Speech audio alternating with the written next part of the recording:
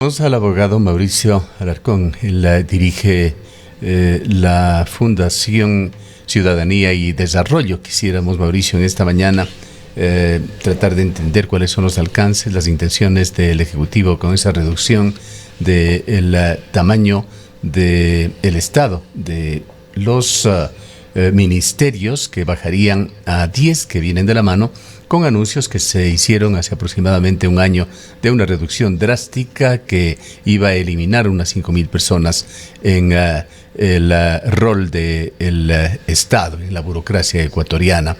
¿Qué es lo que se tiene en realidad? Pues el marco legal no ha quedado claro más allá de los anuncios generales. Gustavo, buen día, un saludo para ti, para la audiencia de Antena 1. Durante los últimos 20 años en Ecuador, tanto el crecimiento como la reducción del tamaño del Estado han sido producto de la irresponsabilidad y la demagogia. En su momento, quienes crearon ministerios, superministerios, secretarías innecesarias para abrazar a los árboles, no supieron justificar la razón para hacerlo, como tampoco han sabido justificar decisiones de fusiones y de reducciones quienes han venido después.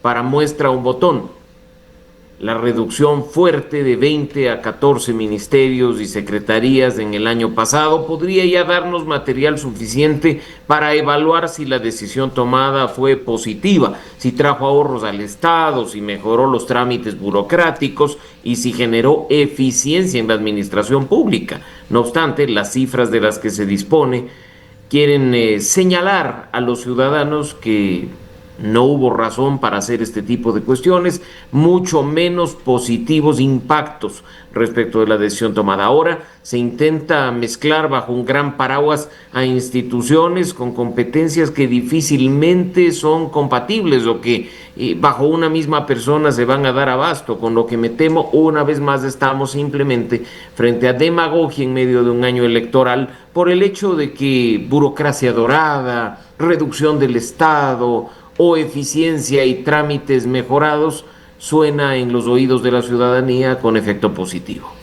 Mauricio, muy buenos días. Pues quizás uno de los inconvenientes, además, es que poco se transparenta respecto de los resultados de estas fusiones. Quizás los usuarios empiezan a sentir efectivamente qué ha sucedido y qué efectos ha tenido esta fusión, pero realmente no se ha transparentado cuánto se ha ahorrado, cuántas personas han sido trasladadas de dependencia, cuántas mismo han sido despedidas, cuánto se ha invertido o cuánto se ha ido en indemnizaciones, etcétera, etcétera, etcétera. Es decir, esa información simplemente no existe. Rosana, buen día. Yo respondo con una pregunta clave para todos los ecuatorianos. ¿Mejoró el gasto público? ¿Mejoró la forma en la que las instituciones gastan nuestra plata, lo que se conoce como ejecución presupuestaria, en el año 2025 tras la decisión de fusionar ministerios? La respuesta es no. Y no se trata de nuevo solo en poner en una pizarra un montón de nombres y empezar a ver qué suena bonito de manera conjunta o qué siglas son las que funcionan mejor uniendo instituciones. Se trata de, por ejemplo, Rosana, tener claras las atribuciones y las competencias de cada ministerio para evitar que en un proceso de fusión se contradigan, se sobrepongan o incluso generen conflicto entre sí. Algo que, por ejemplo, desde el año pasado se viene diciendo se ha provocado con la fusión de ambiente y energía bajo un mismo paraguas. Ahora, expertos en la materia ya están advirtiendo de los peligros que podría tener una fusión entre economía y finanzas, producción, agricultura. No obstante, parece ser que de nuevo esas frases que suenan bonitas en periodo electoral se ejecutarán y punto. Mira que los datos que se han logrado recabar desde sociedad civil y desde academia reflejan un ahorro en gasto corriente, en los sueldos de los funcionarios públicos, que no representa siquiera el 0,5% de lo que se venía ejecutando tradicionalmente. Y en cambio, los trámites no han mejorado, la ciudadanía lo conoce, la eficiencia, la digitalización, la interoperabilidad, aunque algunos digan lo contrario, está ahí estancada sin mostrar avances, con lo cual no se trata solo de unir por unir, se trata de evaluar y tomar decisiones sobre la base técnica que corresponda. ¿Cuál es el sustento jurídico, hablando justamente sobre la base técnica? ¿Cuál es la realidad para reducir ministerios por decreto? ¿No debía enfocarse este tema a través de una reforma orgánica más profunda, más sólida? Definitivamente sí, Gustavo, y yo creo que ahí de nuevo es esa base técnica la que debería a nosotros decirnos, se hace esto porque hay una duplicación de funciones.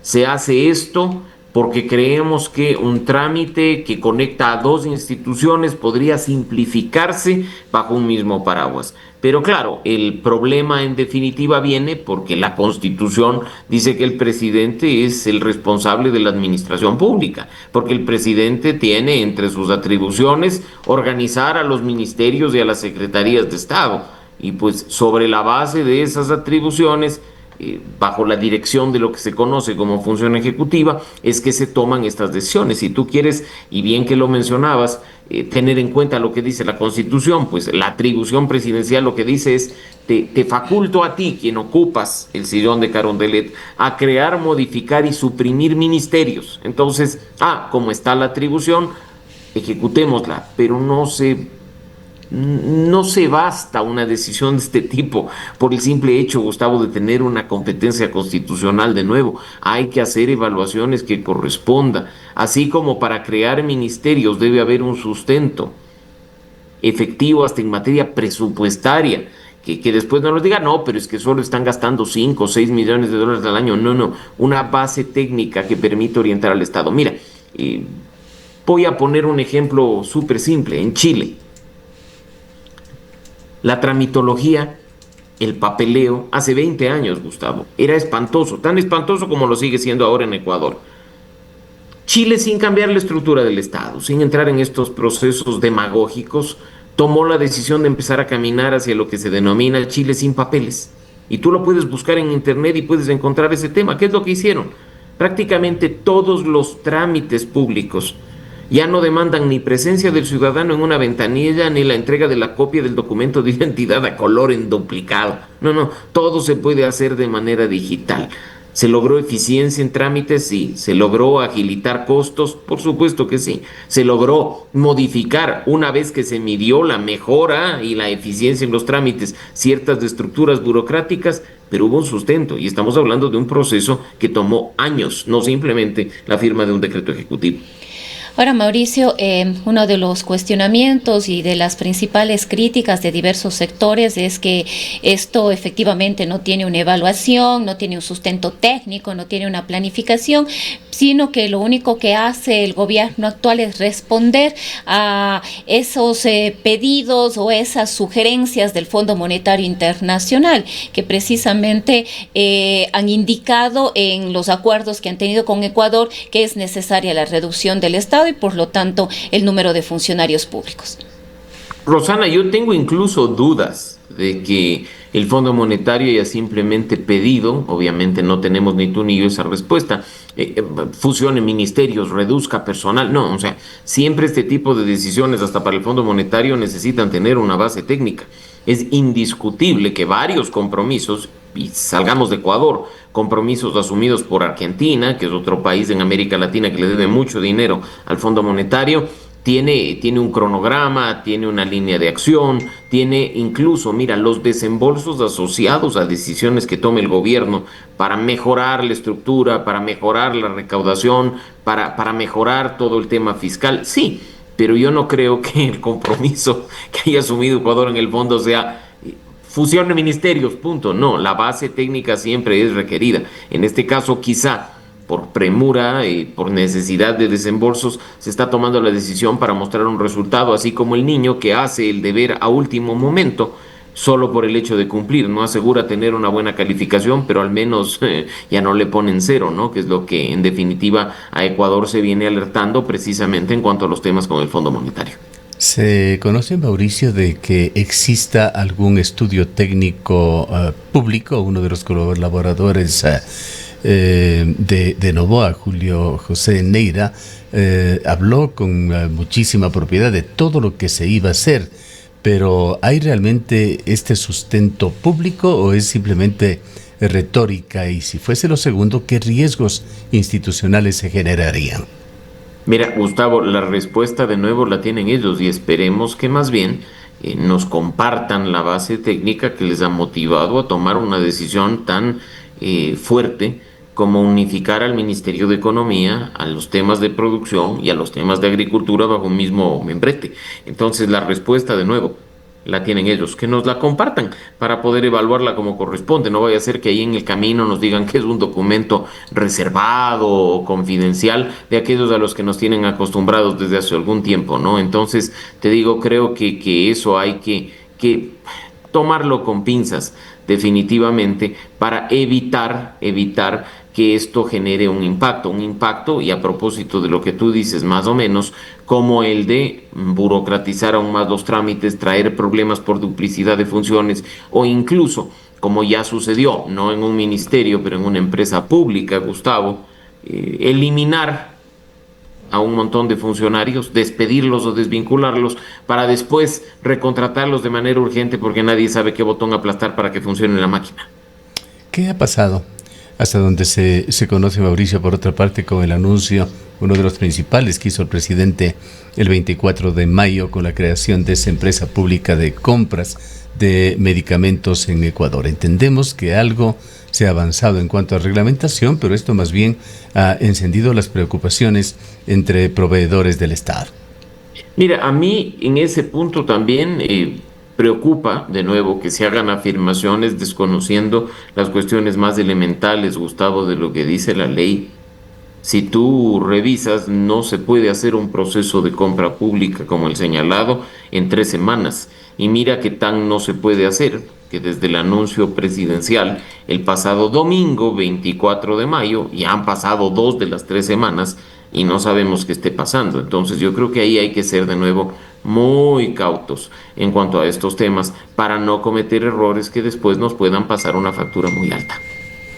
El gobierno habla de eficiencia, de ahorro, pero siempre las cifras son confusas, con frecuencia contradictorias.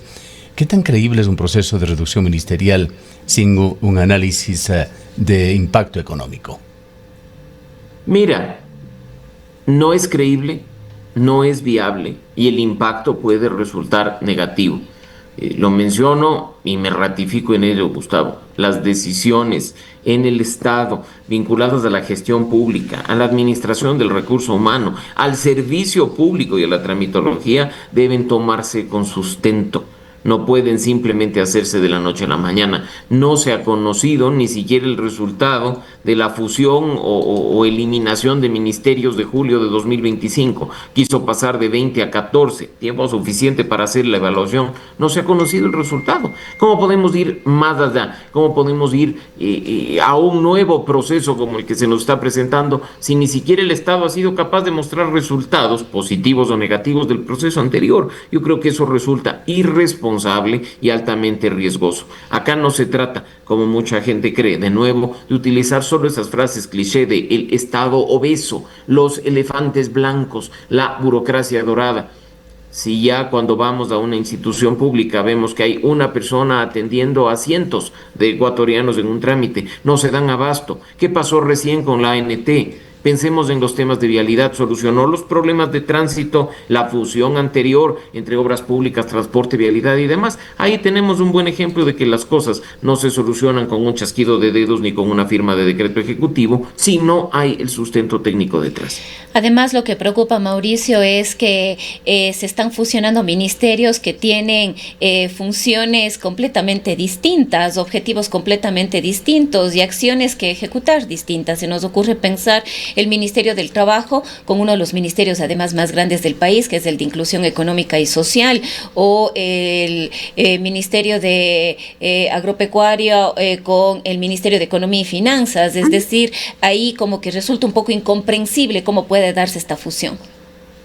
Mira, de nuevo, no hay sustento, no se conoce el sustento y la salida nos puede resultar muy costosa, Rosana. Las mismas dudas que tienen ustedes y que las manifiestan en este espacio, creo que las tenemos muchos ecuatorianos. Así es que ojalá más bien tengamos pronto alguna respuesta de las autoridades para poder conocer qué motivó estos cambios y si hay de qué estar preocupados o no. Caso contrario, estamos frente a una situación incierta que continúa respecto de una decisión y medida tomada el año pasado y que quién sabe si después también volverá a generar otro tipo de cuestiones. Entonces, creo que acá el rol de los medios de comunicación, de la sociedad civil y de la academia va a resultar fundamental para, sobre la base de la información y los datos públicos disponibles, poder evaluar y transparentar el impacto general de la medida. Y no se trata solo de salir a decir han despedido a tantos o esto es lo que ha pasado al unificar los trámites, ¿no? Yo creo que nosotros sí, a diferencia del Estado, tenemos la capacidad de tener un buen sustento técnico para decir por qué lo que se ha hecho está bien o está mal. Vayamos a la legislatura y a la fiscalización legislativa. ¿Cómo se ve ese bloqueo nuevamente que se da al juicio contra Inés Manzano por segunda ocasión en el actual periodo legislativo con este caso Progen que por toda la coyuntura energética del país está sobre el tapete para los ecuatorianos? ¿Qué decirte cuando muchos sabíamos lo que iba a pasar en el legislativo, Gustavo? Hace poco, y ustedes también lo compartieron gentilmente, presentamos los resultados del primer año de gestión de la Asamblea Nacional desde nuestro observatorio legislativo. Es la primera vez en mucho tiempo, y respecto del mismo personaje que acabas de mencionar, que el CAL decide archivar una solicitud de juicio político. Me refiero a lo que sucedió el año pasado. Ahora, nos sorprende que habiendo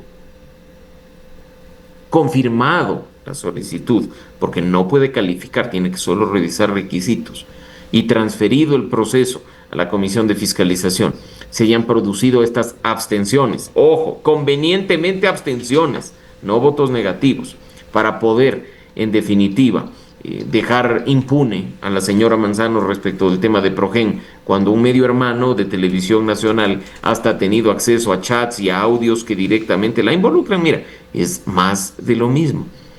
Pasamos de esa comisión de archivo de hace unos años a otra comisión de archivo, con actores que ya no visten de verde flex, sino que visten de morado. Las mismas viejas prácticas y mañas de quienes se creen que porque tienen la mayoría pueden actuar con impunidad, pero el tiempo se encarga de poner las cosas en su lugar y sobre todo creo que en este momento, Gustavo, los ciudadanos debemos meditar bien respecto de esa oportunidad que tenemos en noviembre de premiar a las organizaciones políticas o de castigarlas y poner en el lugar que corresponde a las personas, por mucho que se presenten de la mejor manera, que pertenecen a una organización política que lo único que busca, al parecer, al menos al interior de la Asamblea Nacional, es impunidad.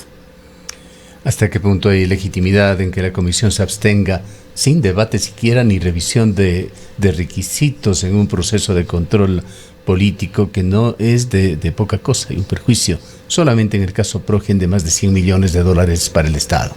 No, es que es una vergüenza, Gustavo, simplemente es una vergüenza, no hay otra forma de calificar este tipo de actuaciones en las que además, y les invito a ustedes a ver, porque los videos están subidos en los canales de YouTube de la comisión y de la asamblea correspondientemente. Mira, es vergonzoso hasta el nivel de intervención de quienes en este caso salvan a la ministra Manzano, espíritu de cuerpo de cara a la impunidad que viene después. Así es que para quienes no confiamos en el control político, ninguna sorpresa. Ahora lo que preocupa es que quienes tampoco confiamos en la acción de la justicia, mucho menos de instituciones comprometidas, veremos quizá impunidad en este caso, se nos ríen en la cara, se roban recursos de los ecuatorianos y pues pueden estar tranquilos por la vida sin responder. Mira que incluso, y como los medios de comunicación tienen la gran ventaja de mantener un historial de sus entrevistas, de sus espacios y de sus notas, hasta el fin de semana ha circulado y no es generado por inteligencia artificial ni es un fake la entrevista que el mismo medio de televisión nacional le hiciera en su momento a la ministra Manzano, quien alababa los generadores comprados a Progen en cuanto a sus características, en cuanto a su estado y en cuanto a la forma en que iban a solucionar el problema energético en Ecuador. ¿Qué hay que decir respecto de eso? Simplemente termina rebatiendo esa decisión perversa y mezquina de la abstención de estos legisladores al interior de la Comisión de la Asamblea Nacional. Y ahora también es importante, Mauricio, analizar lo que hacen o cómo actúan los legisladores y cómo incide de alguna manera la política en la toma de decisiones judiciales. Pues ahora se está analizando al interior de la Asamblea una serie de reformas en torno a la función judicial y nuevamente ha entrado en debate el cómo deberían o no elegirse los jueces, los fiscales, cuál debería ser la participación del Consejo de Participación Ciudadana y de otras instancias que podrían o no tener incidencia en cómo deberían llegar los jueces a ejercer su cargo y su función. El reto es enorme y en este momento, mira qué básico resulta, Rosana, que ni siquiera debemos de estar preocupados de que las cosas se hagan bien, sino de que se hagan. Seguimos con una Corte Nacional de Justicia con 2 procesos fallidos de renovación parcial. El tiempo corre. Se advirtió y lo conversábamos con ustedes en este espacio. A inicios de 2027, si los concursos no inician de manera urgente ya, tendremos apenas 4 jueces titulares en la Corte Nacional de Justicia. 4 de 21, Rosana. ¿Qué está pasando con el concurso para la Fiscalía? ¿Qué está pasando con la renovación de los jueces del Tribunal Contencioso Electoral, que es justicia, y que mira la forma en la que la están utilizando a propósito del proceso electoral? Se viene una nueva renovación el próximo año, en 2027, de la Corte Constitucional. Entonces, en este momento que al menos hagan las cosas, porque lamentablemente ya ni siquiera se trata de que las hagan bien. La política perversa que se ha tomado las instituciones de la mano del narcotráfico y el crimen organizado, ahora apunta más bien a dejar que todo siga igual, a mantener este tipo de instituciones sin renovación para no correr riesgos. Lo cierto es que las consecuencias las terminamos pagando todos, así es que ojalá haya pronto evaluaciones de jueces y fiscales como manda la ley y que llevan años sin hacerse, nuevos concursos públicos para jueces de altas cortes como los que están pendientes desde hace rato y por supuesto que en medio de eso, sí, los procesos se lleven con integridad, con transparencia, con cumplimiento estricto de lo que dice la norma, para evitar cuestionamientos como los que, por ejemplo, en este momento se están dando en torno al concurso para designar autoridad de la Fiscalía General del Estado. Se evidencia injerencia política en el trámite de la reforma judicial dentro de la Asamblea. Así es, y ahí hay que también, Gustavo, prestar atención, porque la forma en la que esta reforma se ha dado, la manera en que se ha discutido y los riesgos que ya desde varios sectores se advierte a propósito de cambio de prácticamente el 50% del Código Orgánico de la Función Judicial, no es para simplemente dejar pasar. Tenemos que actuar con responsabilidad, continuar el debate y ver que no le estén metiendo mano a la justicia como la metieron otros en 2011 y como convenientemente le han mantenido adentro durante todos estos 15 años. Se habla de una presencia, de una influencia del ministro del Interior en este proceso que en teoría debería ser estrictamente legislativa y denuncias con respecto a esta injerencia. Bueno, lo importante sería tener una asamblea independiente, que eso que tanto se dijo incluso en el discurso del pasado 24 de mayo, Gustavo, se cumpla. Que si bien el Ejecutivo y el Legislativo están en manos de una misma organización política, al menos se tomen el tiempo de revisar bien las cosas y no simplemente reciban órdenes para archivar juicios políticos o para aprobar normas que incluso después son atacadas por inconstitucionales ante la Corte Constitucional. Ahora, ¿cómo es que se dan estas contradicciones mientras en Ecuador se ha venido hablando desde la misma campaña electoral por parte de Daniel Noboa sobre la desaparición o disminución radical de funciones, sobre todo de nombramiento de funcionarios del Consejo de Participación Ciudadana y Control Social? Al momento se habla más bien de fortalecerlo. ¿qué implicaciones tendría devolver o ampliar facultades a este organismo en la selección de autoridades judiciales? Mira, yo no sé en realidad cómo puede pasar a vista y paciencia de la ciudadanía una contradicción tan evidente. Claro que aún no sabemos si iremos o no a referendo en noviembre a propósito de quitarle al Consejo de Participación estas competencias, estas atribuciones de designar las principales autoridades del país, pero tú has dicho, la reforma que se está tramitando empieza a verse una clara contradicción que preocupa sobremanera. ¿No será acaso, pensando mal, que este Consejo de Participación y el que se integrará a propósito de las elecciones de noviembre puede resultarle conveniente, como lo ha sido antes al poder político de turno, y que simplemente hay que dejarlos ahí haciendo más de lo mismo porque es más fácil controlar y comprar a 7 que controlar y comprar a una mayoría en la Asamblea Nacional? Ese tipo de cuestiones son las que deben llamarnos profundamente a la reflexión para, si aún nos convocan a un referendo, darle a ese referendo el resultado que corresponde. Quizá para finalizar, Mauricio, ¿cómo reconstruir credibilidad en un sistema judicial que enfrenta tantas crisis internas y presiones políticas? El primer gran paso, Gustavo, y me ratifico, en varias ocasiones lo he dicho en este espacio, es evaluar y depurar el sistema de justicia. Solo cuando evaluemos y depuremos a jueces, a fiscales y a operadores de justicia, mostrándole al país que estamos quitándonos de en medio a los malos elementos vinculados a la corrupción, al narcotráfico, al crimen organizado o a la política partidista, daremos muestras de que se quieren cambiar en serio las cosas y de que se puede ya después empezar a recuperar la confianza de la ciudadanía en un sistema de justicia que lamentablemente a hoy en su gran mayoría se encuentra podrido. Bien. Muchísimas gracias por habernos acompañado, Mauricio. Gracias, Gustavo. Una buena semana para ti, para Rosana y para la audiencia de Antena 1.